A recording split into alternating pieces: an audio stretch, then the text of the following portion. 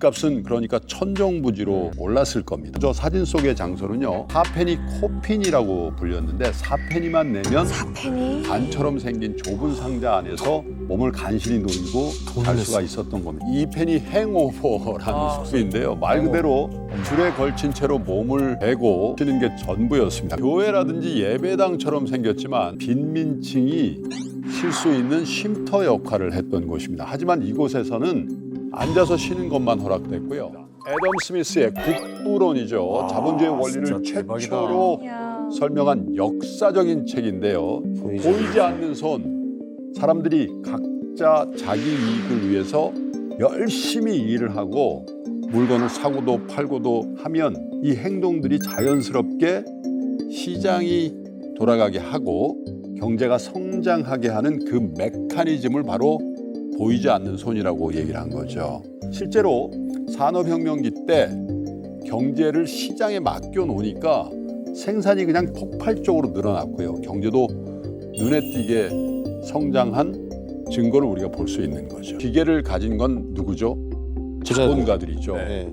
이 자본가들은 급속도로 부자가 됐을 겁니다. 네. 그런데 공장에서 일하던 노동자들은 오히려 점점 더 힘들고 가난해졌거든요. 당시에 노동자들은요, 하루에 12시간, 많게는 14시간에서 무려 16시간까지 일을 했습니다. 와, 지금으로 따지면은 다 고발감이죠. 예, 다 그만둘 것 같은데요. 노동력 가치가 확 떨어져 버렸네요. 예. 근데 그것도 형편없는 환기 시설과 불량한 조명 탓에요. 정말 많은 노동자들이 건강이 이 안 호흡기 좋아져요. 질환이나 눈병에 시달렸다 그래요. 아이고. 기계에는요, 안전장치조차 없어서 정말 손이나 머리카락 이런 게 끼는 사고가 너무너무 자주 발생을 했죠. 심지어 노동 현장에서 정말 아주 어린 아이들 있잖아요. 네. 이런 아이들이 굉장히 사고를 많이 당한 겁니다. 이렇게 험하게 장시간의 노동을 하면 임금은 어땠을까요? 안 작겠죠. 줬어요. 조금 좋겠죠. 뭐 먹고 살 정도 근근히. 한 끼 겨우. 숙식을 해결하기 힘들 정도로 임금을 받았습니다. 여러분도 알다시피 수많은 사람들이 일자리가 있는 도시로 몰려들었겠죠. 몰리는 인구에 비해서 주거 공간은 턱없이 부족했을 거고요. 집값은 그러니까 천정부지로 올랐을 겁니다. 그러니까 당연히 노동자들이 감당할 수가 없었던 거고요. 그래서 많은 노동자들이 길거리라든지 지금 사진에서 보는 것 같은 열악한 숙소에서 지낼 수밖에 없었는데, 바로 저 사진 속의 장소는요, 4페니 코핀이라고 불렸는데 4페니만 내면 4페니? 반처럼 생긴 좁은 상자 안에서 몸을 간신히 놀고 갈 수가 있었던 겁니다. 돈을 냈어. 사실 이곳은 솔직히 가장 괜찮은 숙소 중 하나로 여겨졌던 곳입니다. 이게 컨디션이 좋은 숙소라고요? 네. 다른 숙소는 어느 정도였던 거예요? 이게 좋은 수준이면? 그러게. 그러면 다른 숙소들의 모습이 어땠는지 그림으로 한번 살펴보겠습니다. 이게 5성급이야. 여기 좀 그러니까요. 버는 노동자들이 이거는 사는 좀 잘났다. 와. 이게 5성급이야. 여기 좀 그러니까요. 버는 노동자들이 이거는 사는 좀 잘났다. 와. 밧줄 지금 아니야? 바에 밧줄? 밧줄에 매달려서 기대 자는 거예요? 자나봐요. 눕질 못하니까 바 기대서 같은데. 자는 거예요. 밧줄에. 2페니 행오버라는 숙소인데요. 말 그대로 줄에 걸친 채로 몸을 대고 쉬는 게 전부였습니다. 그리고 아침 5시에서 6시쯤 되면 그나마 줄을 툭 끊어서 사람들을 너무 깨웠다고. 잔인해. 그게 알람이었어요? 네. 일어날 때마다 놀래는 거 아니야? 아, 저 진짜 몸이 엄청 상하겠는데? 이 페니가 쉽지 않지. 그런데 놀라지 마십시오. 이보다 더 심한 숙소도 여기 있었습니다. 밑으로 더 있어요? 0.5페니. 서서 자야 잠깐만, 되는 이거는 거예요? 세우는 서서. 수밖에 없는데, 이제 그러니까요. 사람을. 숙소가 아니잖아요. 그러면 그냥 길바닥에 자는 게 낫지. 네. 화면 한번 보시죠. 바닥에 낫다 이제. 이거 뭐야? 뭐예요? 앉아 있어? 앉아자? 네. 교회 같은 거 아니야? 그쵸? 1페니짜리 시덥이라는 곳인데요. 다 바로 서서 자야 되니까. 교회라든지 예배당처럼 생겼지만 네. 노동자 등 빈민층이 쉴 수 있는 쉼터 역할을 했던 곳입니다. 하지만 이곳에서는 앉아서 쉬는 것만 허락됐고요. 누군가 졸기라도 하면 곧바로 깨우기까지 해요. 에? 왜요? 잘 수가 없다. 잘 수가 없게. 못 자겠네. 그래서 산업혁명 당시 노동자들은 정말 비참할 정도로 열악한 환경을 견뎌야 했을 겁니다. 당시 노동만으로 생계를 이어가야 했던 노동자와 자산을 가진 고용주와 이 경제 격차는 정말로 크게 벌어졌던 거고요. 환경은 좀 나아졌지만 사실상 이런 경제의 구조는 지금도 똑같은 거 아닐까요?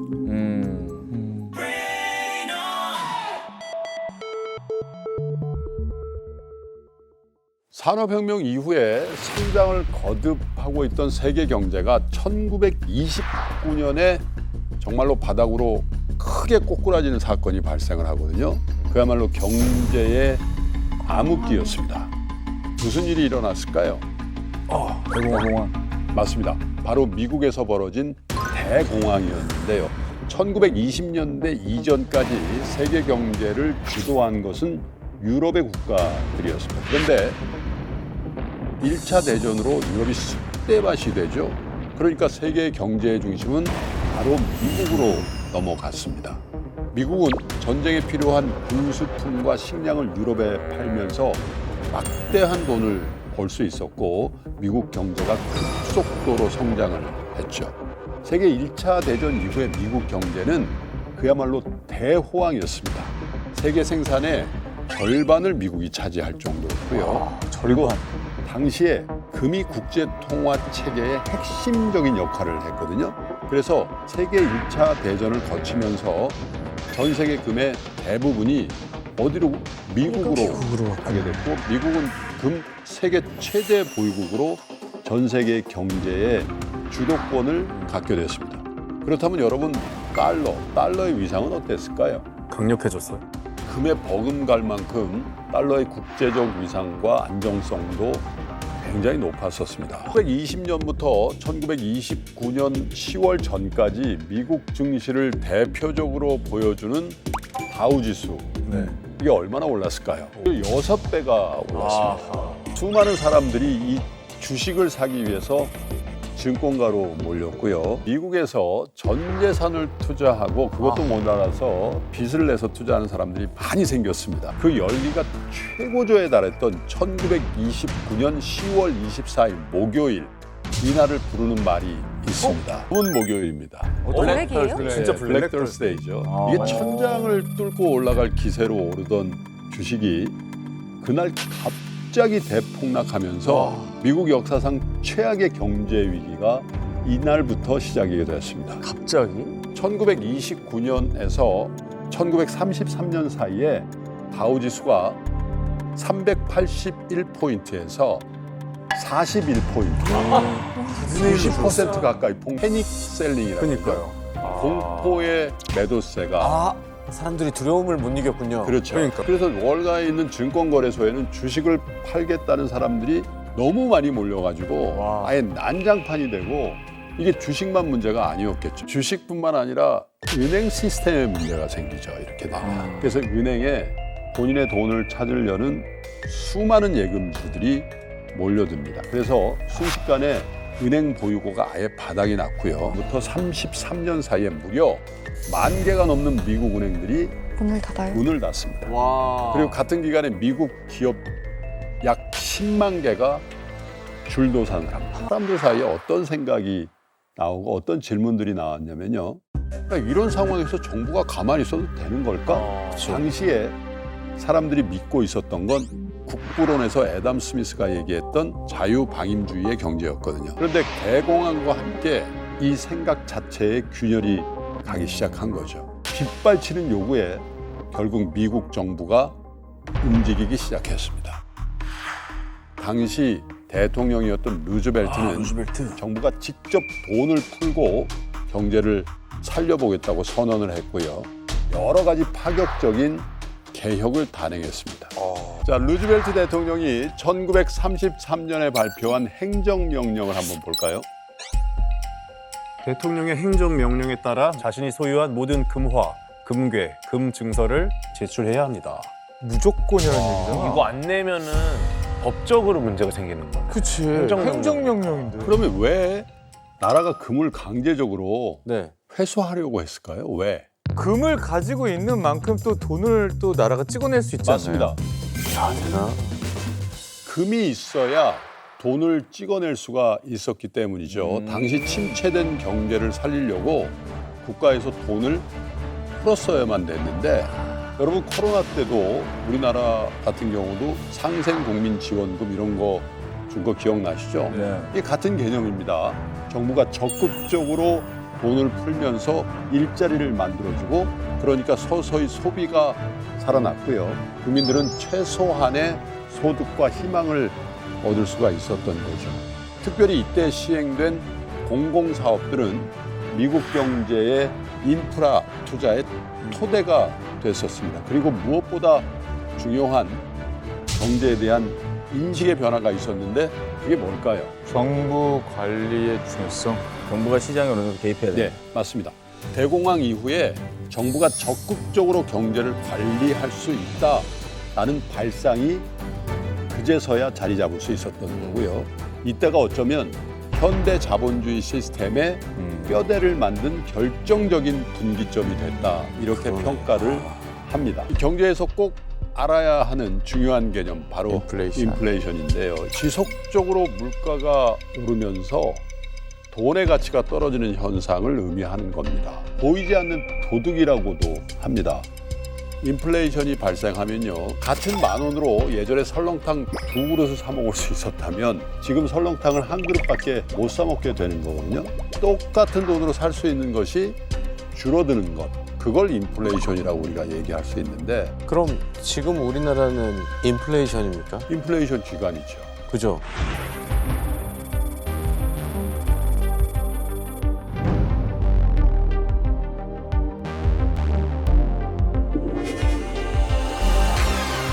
인플레이션이 계속될 때 현금보다는 부동산 혹은 금 같은 실물 자산에 투자하라는 말을 많이 하거든요. 왜 그럴까요? 한정된 재원이니까. 그렇죠. 전 세계에 있는 금의 양이 돈이 늘어나는 만큼 늘어날 수가 없듯이 인플레이션이 계속됨에도 불구하고 그 가치가 보존될 수 있는 것들을 찾아야 되고 그러한 자산에 적극적으로 투자를 하셔야 되죠. 그리고 또 하나 중요한 거는 분산해서 투자하셔야 한다는 겁니다. 이 인플레이션 기간은 워낙 큰 변동성 구간이라고 할 수 있기 때문에 어떠한 자산이나 어떠한 종목에 이른바 몰빵 투자를 하게 되면 굉장히 큰 피해를 보실 수가 있으니까 분산해서 투자하시는 게 인플레이션 기간을 슬기롭게 이겨내는 방법이다라고 얘기할 수 있죠. 그래서 은행 잔고에 있는 금액에만 집착하지 마시고 이 돈의 실질 가치에 대해서 여러분들이 민감하게 반응하셔야 됩니다. 그래야 여러분들의 돈을 도둑 맞지 않게 되실 겁니다. 여러분 경제를 말할 때 빼놓을 수 없는 사건이 있죠. 일본의 잃어버린 20년, 침체되다 못해 붕괴돼 버린 그 기간을 잃어버린 20년이라고 해요. 이 잃어버린 20년이 시작됐던 건 아이러니하게도 일본의 대호황기였습니다. 네. 맞아. 1등 아니었나? 맞아. 1988년 당시에 세계 50대 기업 시가총액 순위거든요. 1등은 물론이고요.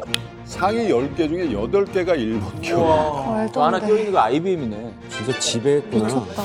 그러니까 1986년부터 1991년까지 일본 경제는 그야말로 초호황기였습니다. 대단하다. 경제가 잘 돌아가니까 사람들이 돈도 잘 쓰죠. 고흐의 그림 해바라기를 최고가에 샀는데 당시 얼마였을까요?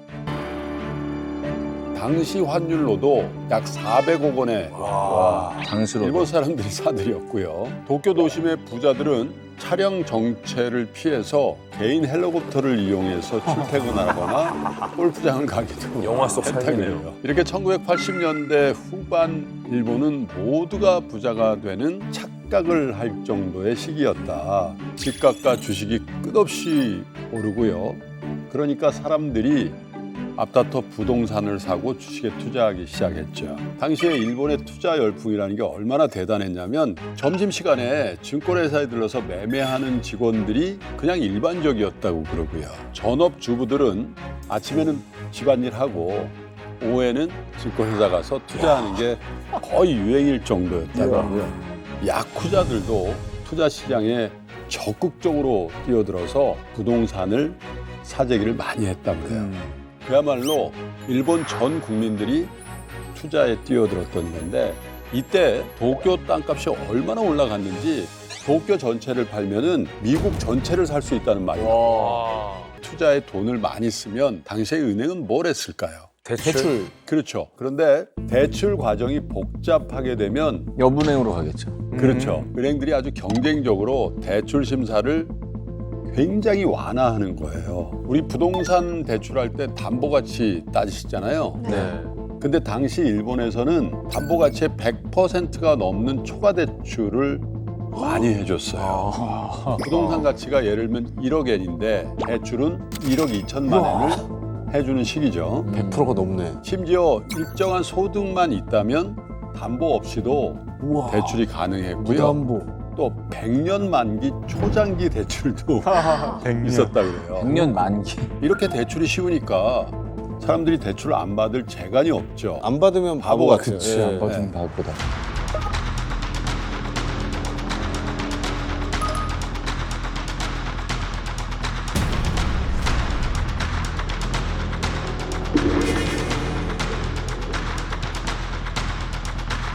집값, 땅값, 주식값이 실제 가치보다 훨씬 더 비싸져 있었죠. 그야말로 버블이 생겼던 건데 1980년대 후반에 문제가 터질 수도 있다는 걸 자각한 일본 정부가 금리를 올리기 시작한 거예요. 1989년도 2.5%였던 금리가 1990년까지 5차례 인상이 되면서 무려 6%까지 오르게 됩니다. 엄청. 1년 만에 그러니까 2배 넘게 상승을 한 거죠. 그러니까 이자를 못 감당하니까 이 부동산을 결국은 팔아야 되는 사람들이 늘어났겠죠. 근데 누가 사? 사는 반대로 사람이 없어. 아니 높은 금리니까 돈을 빌려서 부동산을 사려는 사람은 아예 없어져 버린 거예요. 그러니까 자연스럽게 부동산 가격이 크게 떨어지기 시작했죠. 결국 제대로 돈도 못 갚고 파산한 사람들이 굉장히 많이 나타나게 됐고 은행은 이제 돈을 못 받게 될 거 아니겠습니까? 부실 채권들을 급하게 정리하려고 했고요. 갑자기 돈을 갚아야 하거나 자신이 맡긴 담보가 팔릴 수도 있는 상황. 사람들은 분노하기 시작했습니다. 일본 버블 경제 붕괴 이후 일부 은행의 채권 회수팀 직원들이 특별히 지급받은 안전 장비는 무엇일까요? 정답입니다. 정답은 방탄조끼입니다. 진짜.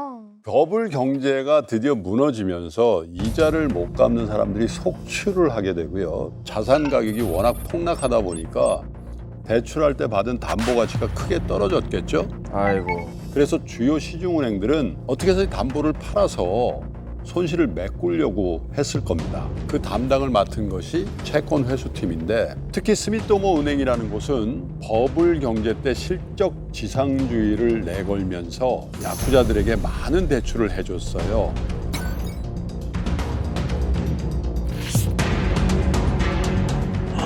살해됐어? 와. 그럼 총을 쐈네 진짜. 이거 외에도요, 은행장 집에 화염병을 던지거나 살해 협박 편지 같은 것이 와. 굉장히 많이 왔다 그래요. 그러자 스미토모 은행에서는 채권 회수팀 직원 40여 명에게 방탄조끼까지 지급한 거죠. 진짜 무서웠겠다. 어우, 무서워. 부동산이나 주식을 투자하실 때 다들 산다는데 괜찮겠지? 뭐 이런 생각들 하시는데 그렇게 하시면 안 되고요. 이건 말이 안 되는 구조인데 이렇게 의심을 하시는 습관을 들이셔야 돼요. 그래야만 비정상적인 흐름을 감지할 수 있고 내 돈을 지킬 수가 있는 거죠. 여러분 1988년도 서울올림픽 알고 계시죠? 네. 그야말로 한강의 기적이란 말이 딱 어울리는 이벤트였죠. 90년대 초만 하더라도요. 경제가 좋으니까 우리나라에서도 소비가 늘어났고 기업들도 사업이라는 걸 확장하면서 채용도 많이 늘고 정말 상황이 좋았습니다. 하지만 경제사에 반복되는 흐름, 포항에는 반드시 그 끝이 있다는 겁니다. 1997년에 여러분 무슨 일이 일어났는지 다들 아시죠? 아유, 아, 그때 부모님들 엄청 고생하셨죠. 1997년 11월 21일 대한민국은 IMF로부터 구제금융을 받게 됩니다. 우울하다 우울해. 국가에 외화, 즉 달러가 없어서 스스로 경제를 운영할 수 없는 상태가 됐다는 거죠. 기업들이 공장도 짓고 수출하고 사업을 확장하려면 많은 자금이 필요한데 국내는 금리가 상대적으로 굉장히 높고 자금 공급도 부족했거든요. 국내에서 빌리면 예를 들면 금리가 10%인데 해외에서 빌리면 금리가 5%밖에 안 됐거든요. 해외에서 그러니까 빌리지.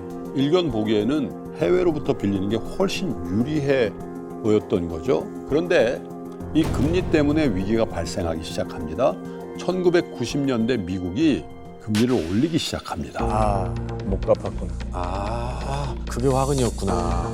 전 세계의 투자 자금들은 더 높은 수익을 쫓아서 미국에 투자하기 시작했던 겁니다. 이 과정에서 한국에 투자됐던 외국 자본들이 일시에 빠져나갔고 결국은 달러 부족 상태가 유발된 거죠. 외국 투자자들은 한국 기업에 돈을 빌려주면 못 받을 수도 있다는 불안을 느끼게 된 거고, 그러니까 외환은 더 빨리 한국을 빠져나가게 된 거고, 결국 빚을 갚다가 우리나라 외환 보유고가 바닥이 나게 된 지경인데, 이렇게 되면요 국제 신용 등급이라는 게 추락하게 되죠. 그렇게 되면 그 신용 등급을 반영해서 추가적인 대출 자체가 안 되는 상황으로 됩니다.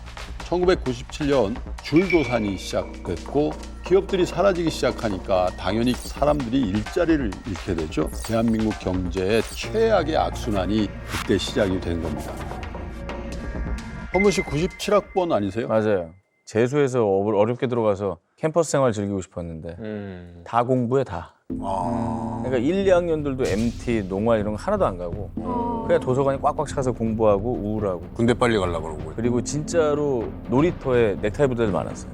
실직 하셔가지고. 그냥 뭐 출근 회사 못 하니까? 간다고 그러고 그냥 학교에서 PC방이나 이런 데 앉아있고.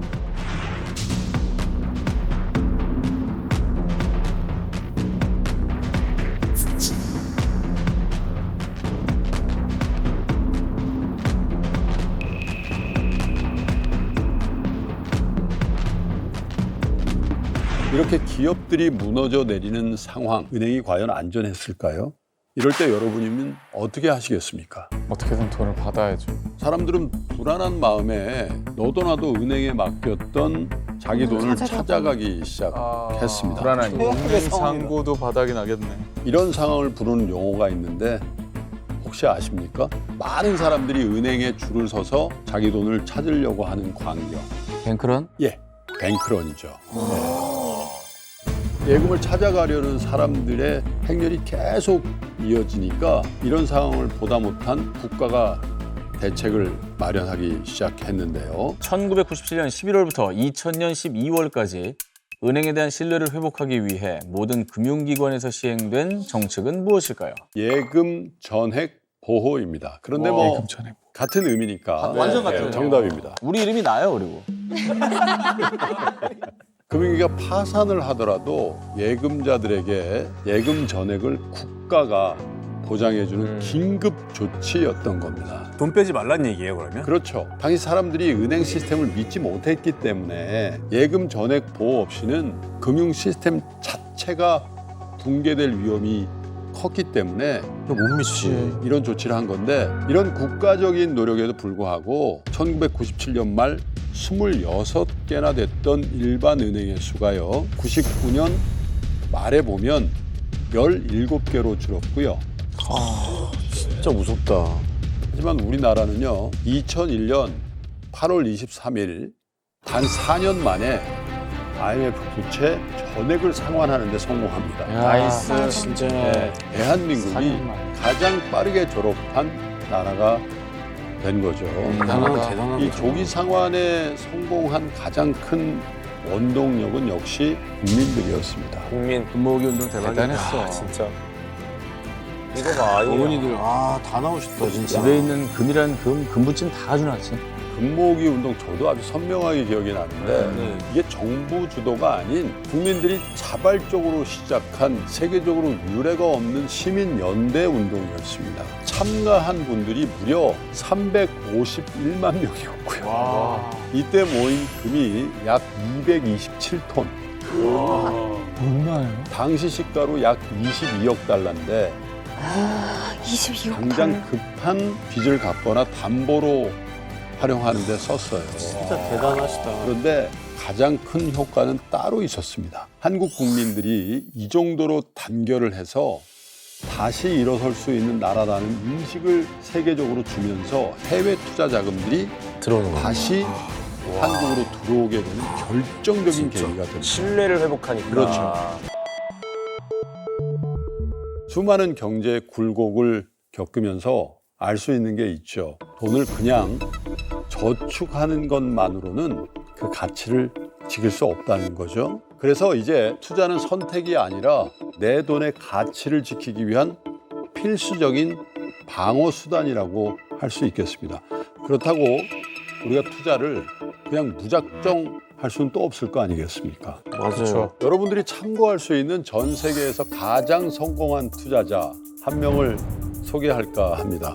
누구겠습니까? 워렌 버핏. 워렌 버핏? 버핏 아저씨. 예, 이 워런 버핏을 수식하는 말은 정말 다양합니다. 투자의 귀재, 세계에서 가장 현명한 투자자, 오마의 현인이다. 이런 별명도 있죠. 이 워런 버핏은요, 지난 60년간 누적 수익률이 대단한데요. 여러분 어느 정도가 될까요? 한번 상상해 보십시오. 550만 %에 달합니다. 워렌 버핏은 주식을 모모할 생각이 없다면 10분도 소유할 생각도 하지 마라. 라는 원칙을 세웠는데요. 빈칸에 들어갈 말은 무엇일까요? 절대 힌트를 못 드립니다. 다만 탕엽 씨 아내분 찬스를 쓸 수 있는 기회를 드립니다. 씨가 금융권에 일하시고 똑똑하시지? 똑똑하죠. 아, 나 이거 아니, 톡으로 전화한다고 막. 전화한다고? 아, 전화를 허락받고 해야 되는 거야? 아니, 그게 아니라 갑자기 놀랄 수 있잖아요. 배려. 울, 은빈이, 하트 이렇게 됩니다. 은빈아. 그냥 할까? 아 그냥 전화하는 게 나 상남자. 안 받으면 안 받는 대로 그게 불리하지. 그래, 리얼하게. 오케이. 가자.